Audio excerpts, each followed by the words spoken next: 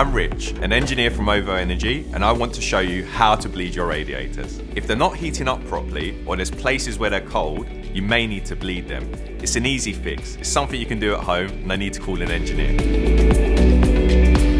It's not unusual for radiators to have air trapped inside them, which stops warm water from going through. This is when they're cold at the top and warm at the bottom, so your heating system takes more time to warm up your home.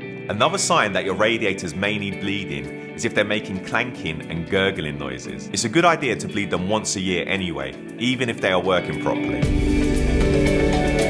First things first, check if your radiator is cold at the top or at the bottom.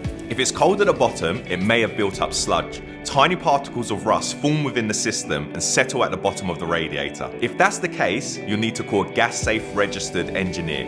It's not safe to try and bleed the radiators yourself, but if it's cold at the top, then there's air in the system, which you can easily release yourself. For that, all you'll need is a radiator key. You can find one at any DIY shop, and a towel to stop the dripping. Let's get started. Bleed your radiators in just a few simple steps, but you can't do this while the heating system is on.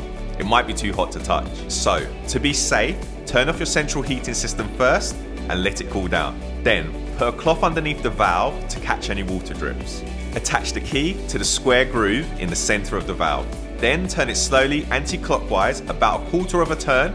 Now you should hear the water hissing.